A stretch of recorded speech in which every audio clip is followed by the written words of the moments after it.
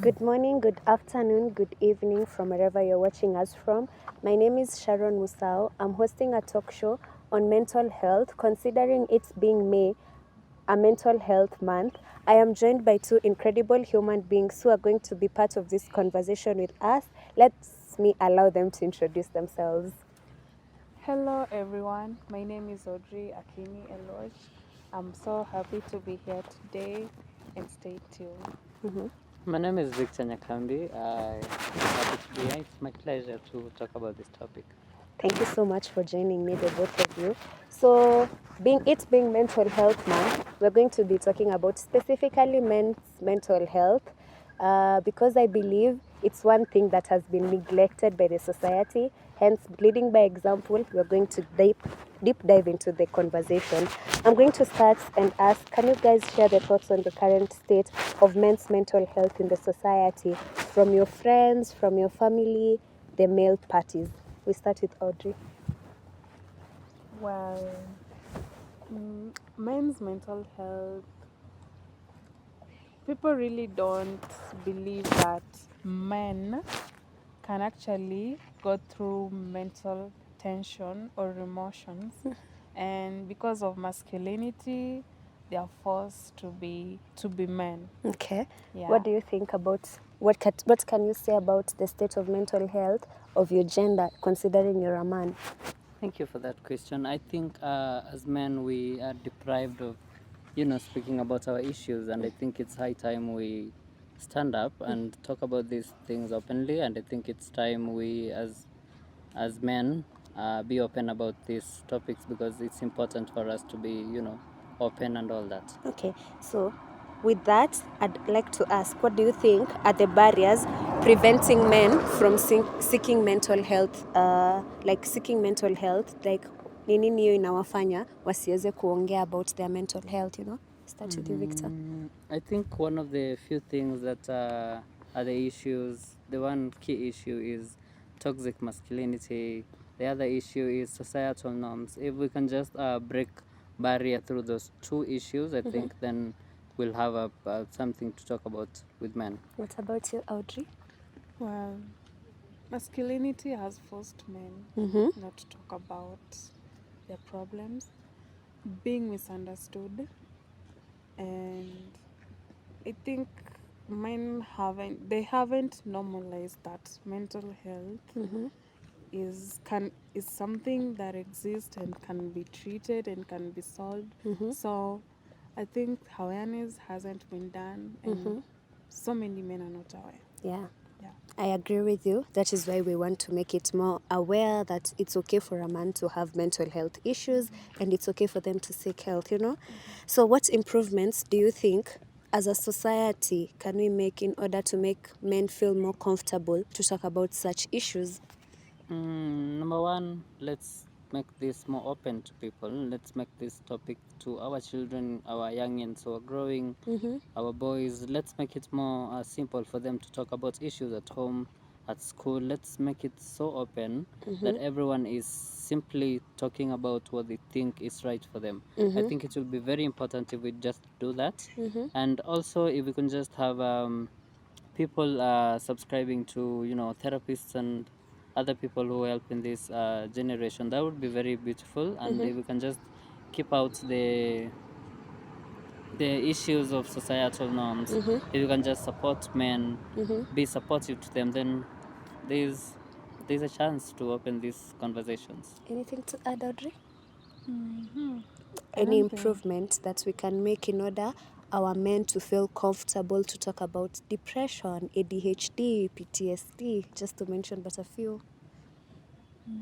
I think the best thing is let's create room for them to come and empty their burdens, because yeah, mental health is part of life, it's part of growth, and challenges make us learn. So men shouldn't shy away and keep quiet with their mental stress issues. Yeah. So I have a random question.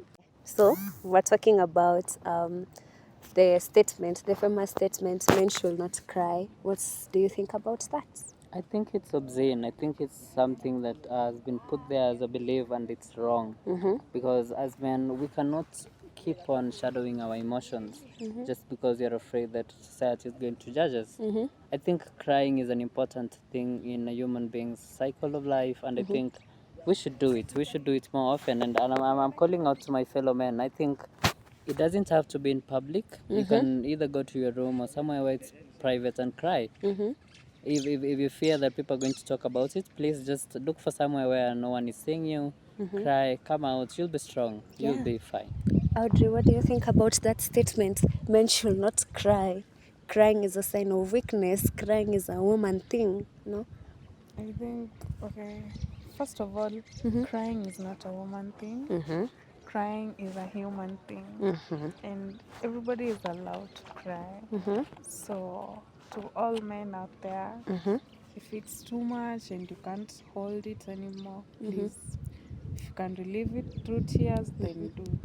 Yes. That is, it speaks, it shows your strength, your way of letting go.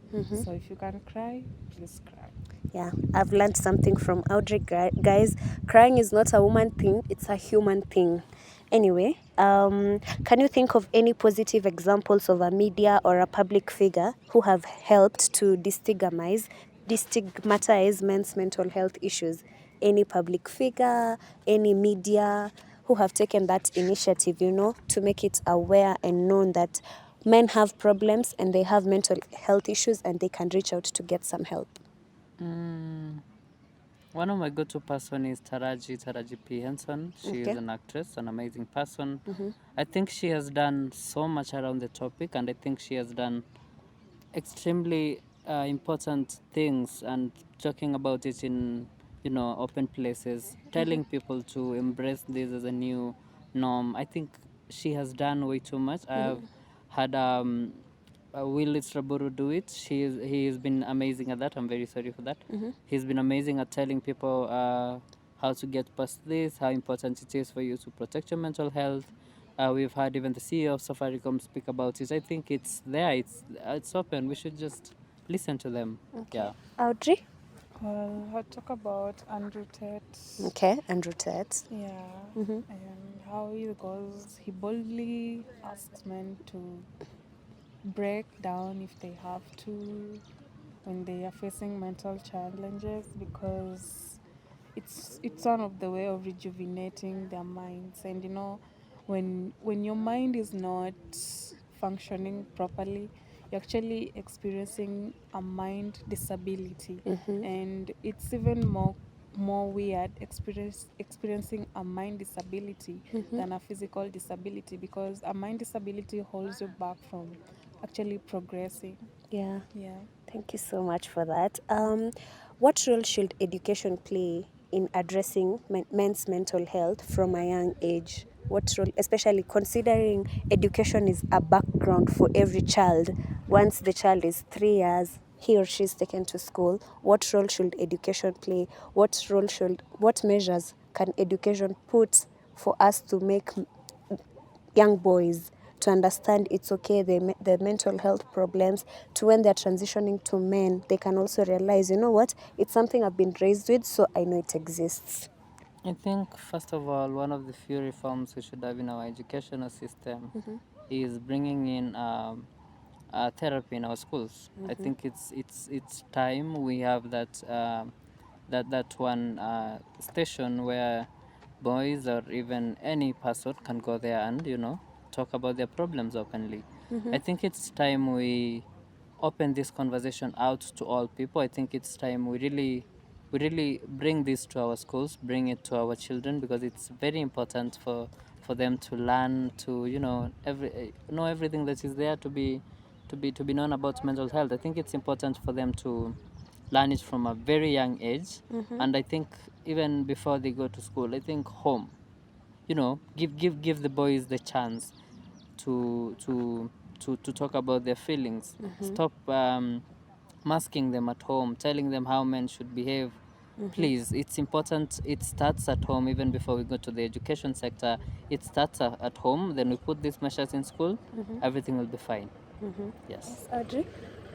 Well, I think one of the roles education should be playing is teaching people, apart from being taught, of course, the normal ways, we are being taught biology, chemistry, environmental studies, but I think people should also be taught personal development.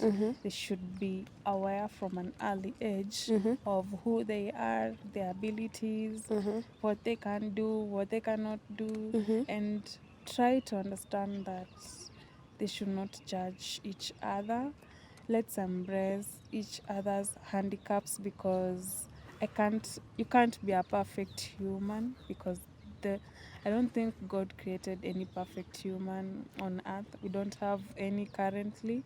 So let's stop judging the kids from young age, because the moment we start judging kids, they're growing with childhood wounds, and it's really difficult to heal childhood wounds. Yeah. Yeah. I agree. So, what advice would you give to men who are struggling with their mental health but they're hesitant to seek help? What advice would you give to anyone, any man out here who's suffering from depression, childhood traumas, PTSD, ADH, just to mention but a few? What advice can you give them so that they seek the help? You know? I think first of all, let's start with it's time to look for someone to talk to about these things. It's time to open these spaces. And then I think to my fellow peers, I think it's time we moved away from the societal way, the societal script of living, and faced our problems head on. I think that will be very important. You are suffering from something, allow yourself to go through it. It's important. You will learn something from it. There are frustrations, there's everything coming in, but it's important to find someone to speak to. If it's your parents, call them. If it's your therapist, call them. If it's your friend who you trust, talk to them. Then I think we can just divulge this problem. I think it's important for us to open these spaces, open an open-minded space for people to talk about these things. That would be very important for men. And also I think support system, the support system matters a lot. So these childhood traumas that we're talking about, these are few problems that people go through, their mental health go through. I think it's important to open these spaces. Okay. Very Audrey? important. What advice would you give to any man out here who's hesitant to seek help, considering he has the mental health problems like depression, just to mention? Okay. Seeking help is a soft skill, and people should master how to actually seek help when they face challenges. So find somebody. I'm very sure we all have that one person we run to. Some will tell you, I just kneel down and talk to God. Some will tell you, I call my mom, I call my dad. Yeah. So find your one person you can run to when you're down.